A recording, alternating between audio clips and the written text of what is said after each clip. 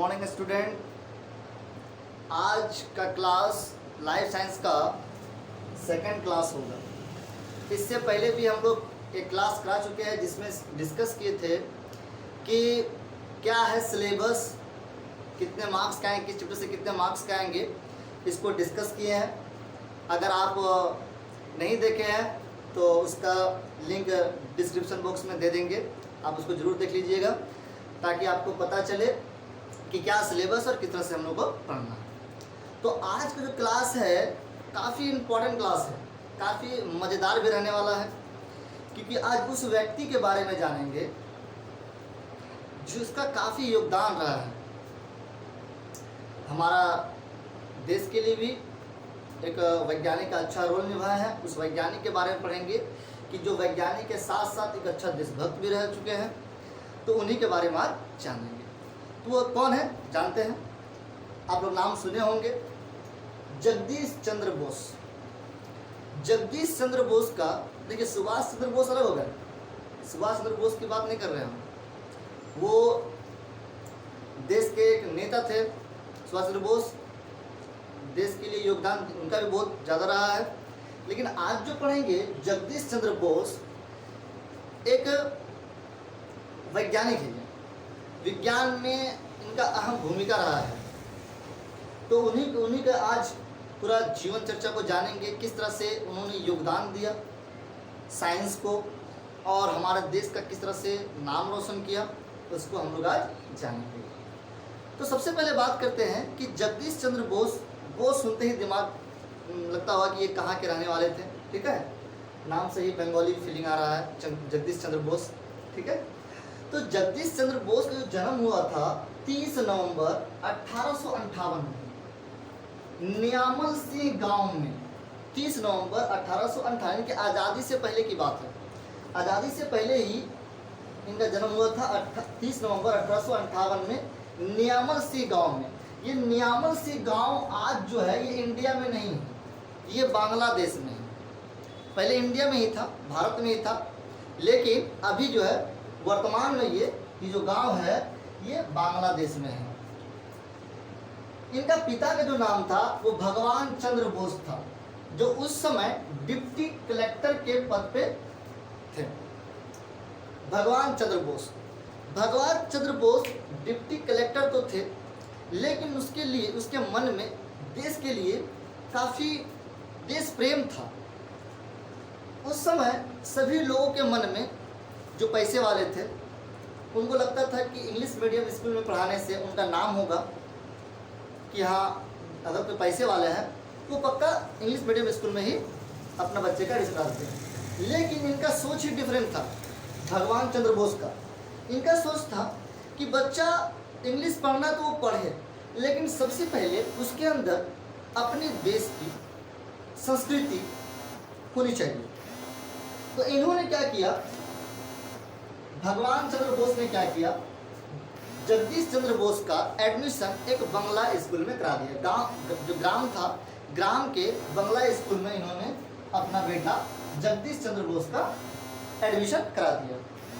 तो जगदीश चंद्र बोस कहते हैं कि जब मैं सरकारी स्कूल में पढ़ा करता था तो मेरा एक तरफ ड्राइवर का बेटा बैठता था और दूसरी तरफ मछुआरे का बेटा बैठता था, और उन लोगों में काफ़ी अच्छी गहरी दोस्ती भी रही, साथ में खेलते थे। उसके बाद उन्होंने वहाँ से पढ़ाई किया। पढ़ाई करने के बाद इनका जो एडमिशन सरकारी स्कूल जब पढ़ लिए, HS लेवल जब पढ़ाई होगी HS तक का, तो फिर कोलकाता सेंट जेवियर जो स्कूल है वहाँ पे इन्होंने अपना एडमिशन कराया और वहाँ से फिजिक्स पे शिक्षा लिया। उसके बाद उन्होंने कैम्ब्रिज चले गए पढ़ने के लिए। कैम्ब्रिज जाकर नेचुरल साइंस पे उन्होंने शिक्षा ग्रहण किया। और जब कैम्ब्रिज जाके शिक्षा ग्रहण करने के बाद नेचुरल साइंस में शिक्षा ग्रहण कर लिए तो उन्होंने 1885 में भारत आए। भारत आने के बाद उन्होंने कोलकाता के प्रेसिडेंसी कॉलेज में उन्होंने एक शिक्षक के रूप में पद ग्रहण किया। कौन? जगदीश चंद्र बोस जब कोलकाता आए प्रेसिडेंसी कॉलेज में और उनको मैंने एक शिक्षक के रूप में उनका नियुक्ति हुआ, लेकिन उन्होंने वहाँ भेदभाव देखा क्योंकि उस समय अंग्रेजों का शासनकाल चल रहा था। तो इनका शिक्षक के पद पे भर्ती तो ले रहे हैं, लेकिन इनका जो वेतन था अंग्रेजों की तुलना में काफ़ी कम मिलता था। और सिर्फ इन्हीं का नहीं, उस समय जितने भारतीय जो शिक्षक थे उनको अंग्रेजों की तुलना में काफ़ी कम मात्रा में उनको सैलरी मिलती थी। तो इन्होंने देखा कि ये तो इसके साथ गलत हो रहा है, क्योंकि पढ़े लिखे थे, कोई अनपढ़ थे नहीं कि जितना मुक्का मार के इसको पढ़ा काम करवा लीजिए, कुछ बोलने वाला नहीं है। क्योंकि देखिए, पढ़ा एक विद्या एक ऐसी चीज़ है, जितना आपके अंदर आएगा, विद्या जितना ग्रहण कीजिएगा, आपका कॉन्फिडेंस लेवल भी हाई होगा। ठीक है, क्योंकि आप किसी का से कुछ बर्दाश्त नहीं कीजिए, क्योंकि सही और गलत का पहचान हो पाएगा। तो जब ये इतनी सारी डिग्रियाँ ले लिए, कैम्ब्रिज तक पढ़ के आए, तो इनके अंदर तो था ही ज्ञान था। और इन्होंने क्या किया, अंग्रेजों के खिलाफ आंदोलन छेड़ दिया। किस तरह का आंदोलन? कि बराबर सैलरी का, कि जितना अगर अंग्रेजों का है उतना मेरा भी सैलरी होना चाहिए। इस बात पे इन्होंने अड़ गया जगदीश चंद्र बोस, और इन्होंने 3 साल तक वेतन नहीं लिए। 3 साल तक, 1-2 महीना नहीं, 3 साल तक कंटिन्यू पढ़ाए, लेकिन वेतन नहीं लिए। इनका अवस्था इतना खराब हो गया जगदीश चंद्र बोस का, कि इन्होंने लास्ट में जब कोलकाता में जो उसका घर था, मकान को बेच दिए। बेचने के बाद कोलकाता से दूर किसी गांव में ये फिर जाके रहने लगे। जब वहाँ रहते थे तो इनके पास काफ़ी समस्याएं थी। बीच में हुगली नदी पड़ता था, तो हुगली नदी में क्या है, इसकी जो वाइफ थी नाव से इसको यहाँ कोलकाता तक छोड़ती थी, और फिर जब छुट्टी होता था यहाँ से तो फिर इसको ले जाती थी। और एक समय ऐसा आया कि लास्ट में अंग्रेजों को हार मानकर सभी जितने भी शिक्षक थे उनका सैलरी को बराबर किया गया। तो ये तो खैर इनका जीवनी रहा, इसका कठिन परिश्रम रहा। इसके अलावा जब ये प्रेसिडेंसी कॉलेज में थे तो इन्होंने काफ़ी योगदान दिया। इन्होंने रेडियोलॉजी पे अध्ययन किए, काम किए। लेकिन इसका एक खास बात था कि जब ये काम करते थे, काफ़ी मेहनत करते थे, काफ़ी चीज़ों का खोज भी किए, लेकिन ये जो है पेटेंट के खिलाफ थे। ये कभी अपने नाम पे पेटेंट करवाना पसंद नहीं करते थे। तो क्या होता था कि जो वहाँ पे और सारे लोग थे, जो साइंटिस्ट लोग थे, वैज्ञानिक लोग थे, वो लोग उसको बढ़ चढ़ के अपने नाम करवा देते थे। एक बार क्या हुआ कि इन्होंने पौधों के बारे में सोचने लगे। देखा कि जो पौधा होते हैं, पौधा, उनके भी अंदर कुछ अलग अनुभूति दिखाई दिया इनको, कि आखिर वो भी हम मनुष्यों के जैसा दर्द पीड़ा फील करते हैं। उनको ये अनुभव हुआ। तो जब ये चीज़ें अनुभव हुआ उनको, तो इस पर वो कार्य करने लगे। तो क्या वो नोटिस करने लगे इस चीज़ को। एक दिन अचानक क्या हुआ कि उसके मन में कुछ आया कि देखा कि अगर हम पौधे को, जड़ को तोड़ देते हैं तो वो सूख जाते हैं। ठीक है, तो इसी तरह से उसके मन में कई तरह के विचार आए। उन्होंने देखा, जजमेंट किया कि अगर उसका किसी एक पार्ट को नुकसान करते हैं तो उसके अंदर चेंजिंग दिखता है। तो उन्होंने क्या किया, एक बार एक पौधा को कुछ पानी ले लिया, पानी के अंदर पानी ले लिया, उसके अंदर कुछ केमिकल डाल दिए। केमिकल डालने के बाद देखा कि उसके जड़ों में किस अनेक तरह का परिवर्तन दिखाई दे रहा है। और परिवर्तन दिखाई देने के बाद कुछ वक्त बाद, क्योंकि उसमें तो जहर डाल दिया था उस पानी में, तो कुछ वक्त बाद देखा कि वो पौधा मुरझा गया और मर गया है। तो इसको ऐसा लगा कि कुछ तो ऐसा है जो जड़ों के अंदर जाने से इसके पूरे बॉडी में फैल जा रहा है, और एक मानव की तरह, एक जंतु की तरह इसका ये पूरे बॉडी में कुछ अलग देखने को मिलता है। फिर क्या किए, इन्होंने सारे जितने भी साइंटिस्ट थे, वहाँ के वैज्ञानिक लोग थे, सबको बुलाया। इन्होंने बुलाने के बाद ये अपना एक्सपेरिमेंट को दिखाने लगे। उसको दिखाने के बाद क्या किए कि एक पौधा लाए थे। पौधा के अंदर क्या किया कि एक जहर का सुई बनाया, और उस जहर के सुई को उस पौधे में इंजेक्ट कर दिया। इंजेक्ट करने के बाद काफ़ी देर तक इंतज़ार किया। इंतज़ार करने के बाद क्या हुआ कि वो पौधा में कोई सेंसिटिविटी नहीं दिखा, किसी भी प्रकार का कोई भी एक्शन रिएक्शन नहीं दिखा।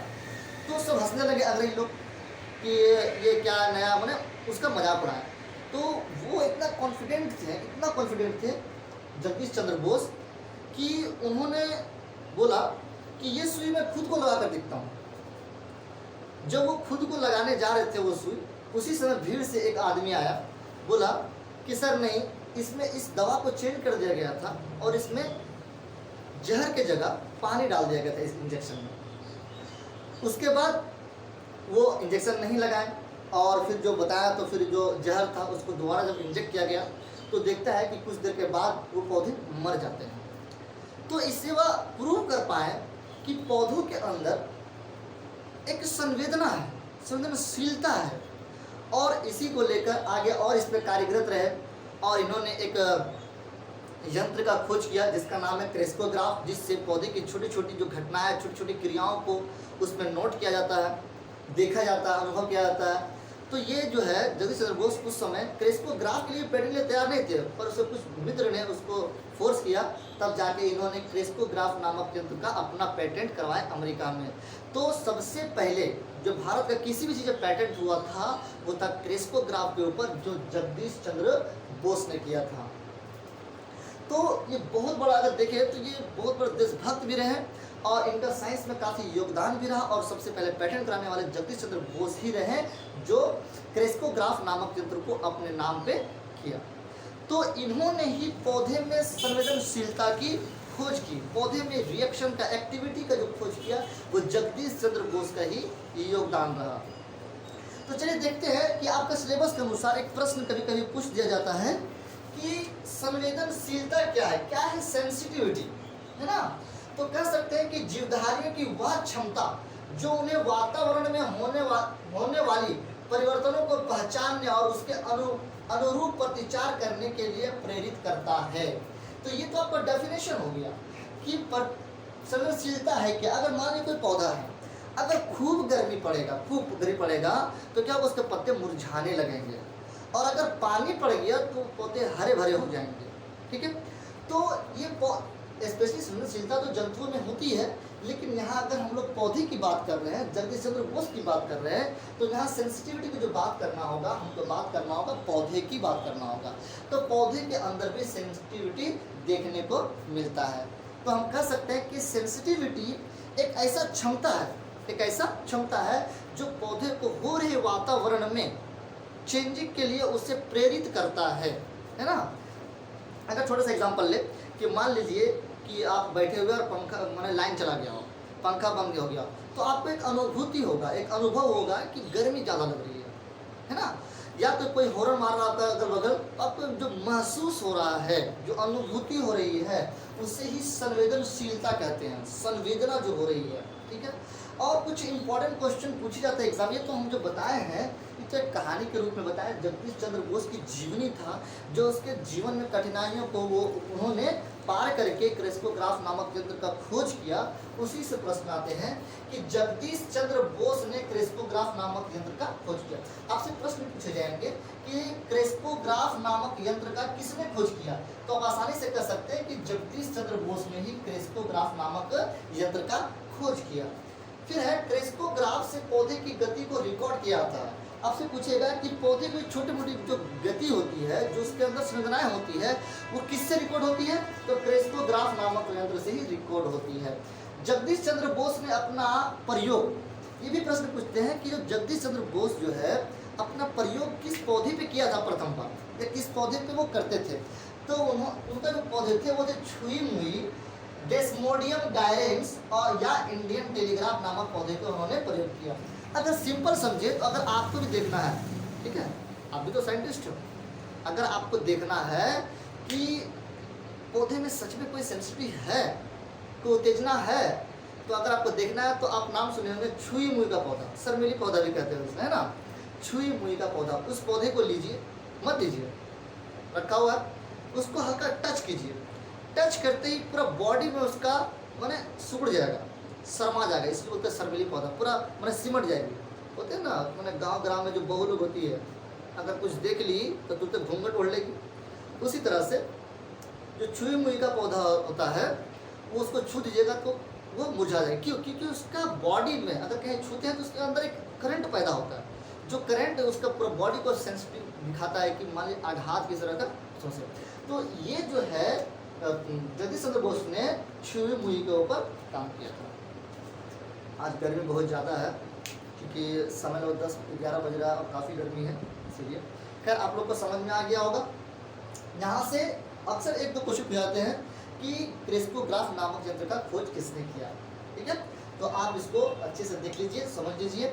अगर वीडियो अच्छा लगे तो लाइक कर दीजिए, शेयर कीजिए, और अगर कुछ और सीखना है, कुछ जानना है तो कमेंट बॉक्स में कमेंट भी कीजिए, ताकि आपके रिक्वायरमेंट के अनुसार हम वीडियो बना सकें। ठीक है, और आगे वीडियो देखने के लिए सब्सक्राइब जरूर कर ले, ताकि कोई भी वीडियो बने तो आप तक वो पहले पहुँचे।